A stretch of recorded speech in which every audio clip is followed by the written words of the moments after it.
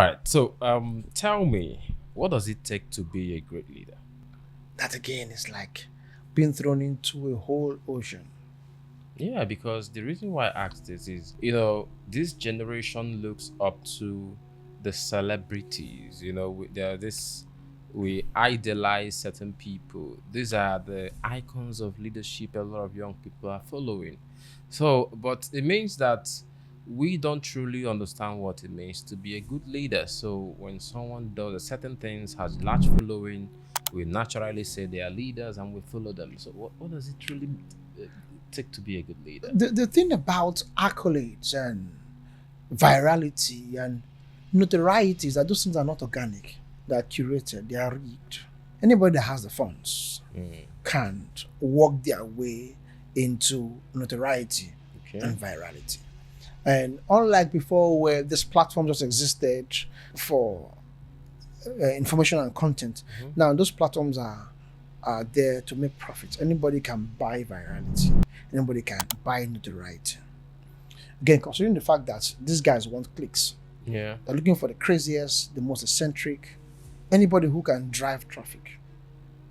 Then, if you can buy it, I'll give it to you. So, if we want to use people's authentication as a reason for judging a leader who is great or not, we would miss the mark.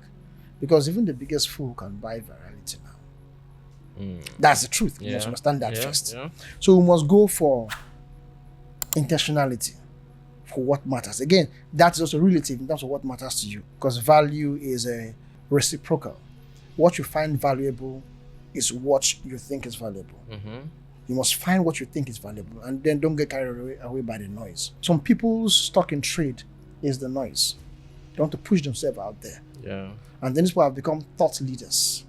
And recently in Nigeria, we've seen this trend of infidelity and then the brouhaha of celebrities, Yeah. infidelity, and then one camp seem to endorse infidelity. The thing about news and social media is that every news is neutral. What we want is how fast can it go.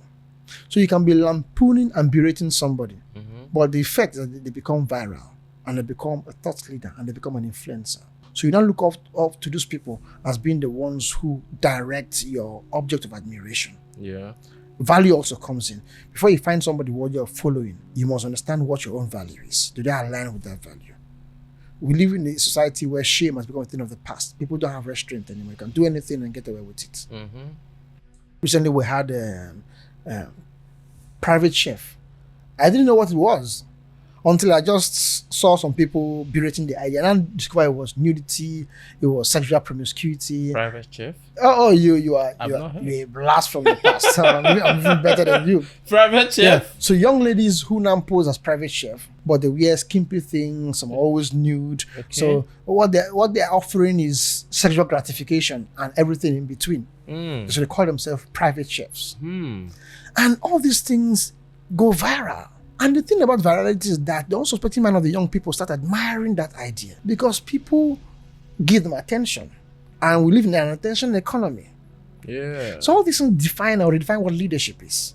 Who can influence somebody, who can capture their attention, who can sustain their attention, who can capture their admiration. So young people want to be like that. So the whole line of leadership has left value, rectitude, honesty, and it's gone into virality, into notoriety. So we need to start redefining what traditional leadership is. There has to be morality, sincerity. There has to be value. Society has to come back to a place where we know what is unanimously valuable. We need to cut this fast-growing trend of relativity. Everything, it depends on what you like. Mm. There's no way we can gratify and glorify nudity and sexual impropriety. We cannot. I say, do you, do you. Mm. You cannot. And before you know it, they're right on the wings of that notoriety and they start sponsoring one thing. And they've become thought leaders. So we need to come back. So again, going by leadership, I think it's ability to influence people to get them to do something that is right. I have to add the moral Right. end. I have to add it. Yeah. Because people have become chain smokers, alcohol addicts, because they are biggest idols engage in this attitude. You can't Yeah. call that leadership. That's perversion. So there has to be the element of morality, that which can build society. Yeah. It's key, because no matter how notorious or viral a trend becomes, if it breaks down society, it becomes counterproductive. So there's the element of being able to build society, being able to hold up acceptable values, and then influence people along that line. Chosen career, humanitarian activities, social change, things like that. So your ability to use your influence and get other people to align with you and want to do that thing. And the thing about leadership is, I remember it was in Korea, Japan, 2000. I think then David Beckham was in his heydays. Beckham did a haircut called the Mohawk. Okay, yeah. He had that haircut. Yeah. And in 24 hours, over 10,000 Koreans had gotten the Mohawk haircut. It shows you the power of influence. That's leadership. There's no coercion, it was just influence based on this idol status influence. Yeah. So we must go back to the point where we don't confer influence or idolize people who don't stand for the right things, because they will kill society. We are talking about the drug addiction menace. It came from screen influence. Correct. Lyrics of movies. Sure. Celebrity lifestyles. Yes. So this has become subtle influence. Before you know it, people are getting on that. Yeah. Because if you want to be like your screen idol, Sure. you need to engage in their lifestyle. You need to do what they're doing to get high. Before you know it, people are dying. You think that taking marijuana or whatever it is that you take just for you to feel good and then have good lyrics, but it's an addiction to kill you eventually. And then people are going there. So we need to go back to redefining leadership and making sure we hold people who are leaders responsible. Yeah. What is the evergreen leadership advice for this generation? Your advice. Evergreen. That which has always been, which innovation has tried to threaten, but like it or hate it, you must still come back to it. Sure. Is that people copy what you do, not what you say. We have lots of oration, elocution, people say all kinds of things, people become notorious, people project a desirable self-image, but in the end, people will become who you are, not what you do. So leadership has to get back to integrity, to truth. Again, truth has become the biggest casualty in this war. Truth. Yeah. So we need to go back to truth. So what is the truth? We will not finish. If we start a conversation, we will not finish today. We will not finish. If we start a conversation, we will not finish today. Okay. But to guide us, truth will be, I don't want to come from a theological standpoint. Let me make it a little sociological. Okay. Every society has what they call truth. There's an absolute truth, but I don't want to go there. Yeah. So every society should go back to the basics of truth, what they find acceptable. Yes. So the leader should know truth, should be loyal to truth, should live truth, and influence people to be truthful. So in the end, people will do what you do, not what you say. It's integrity, it is authenticity. Yes. There's a prize nobody wants us about changing our lives. It's a difficult undertaking. To change your life is difficult. And what does it truly mean to change your life? And why is that a difficult realization for many?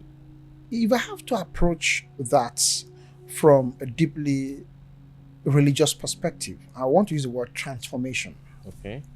And there is a fear, because transformation, or what you call metamorphosis, that's what the word comes from. Yeah. Transformation, change in form, metamorpho. Yeah.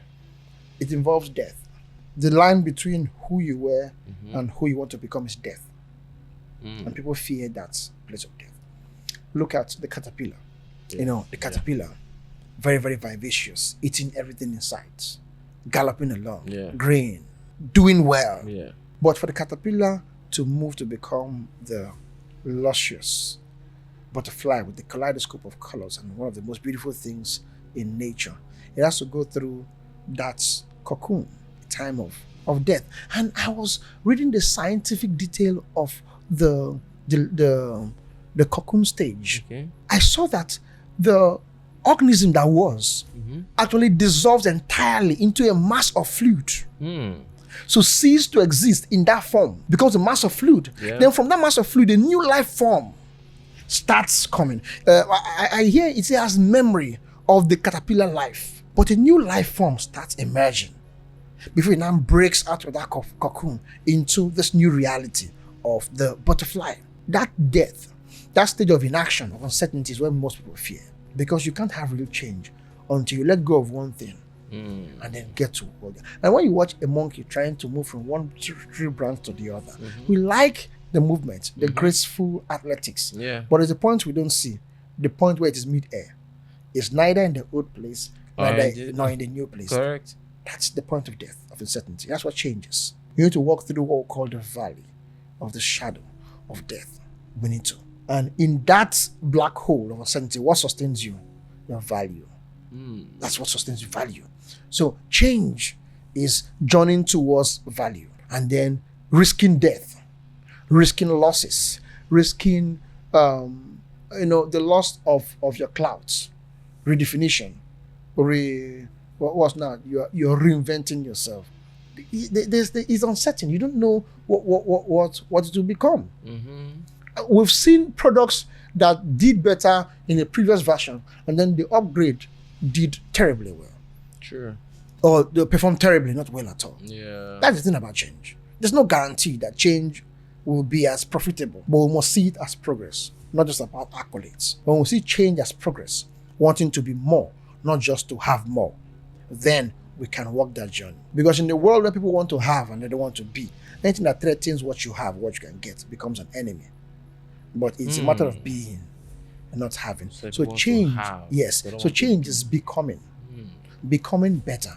Now, it's benchmarking against that original image. So if you want to go faith-based now, about aligning with your God-given assignment here on earth, or you want to use the word destiny, I don't like the word destiny, I want to use destiny, fulfilling your destiny. And sometimes at a lower rung of life, you might be getting more. But promotion means letting go of apparent advantages, but because you want to become more. So these are the things that make change difficult, and people don't want to risk that uncertainty. But we must journey towards becoming, towards fulfilling, so we can really do what we have to do. In the end, it's about becoming, not just about getting. So change can be scary, it can be difficult, but nothing really thrives unless we risk change. Everything that should be blooms on the other side of change. Everybody has to commit to change, becoming better every day.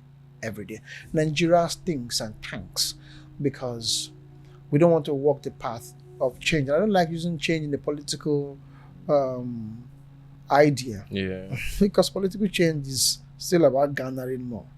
You understand? Change has to be moral. It has to be for society's greater good. It has to be you becoming more so you can play a critical role in the general good of things. Everybody has to commit to change. Change is difficult because it requires death of the old self to become the new person. Exactly. Dexter, would love to thank you for coming again to the Ulab show. A pleasure, always. Good to have you. Wonderful conversations. Yeah. Deep perspective, Sure. soul searching. Sure. Thank you very much. A pleasure. I'll see you next time.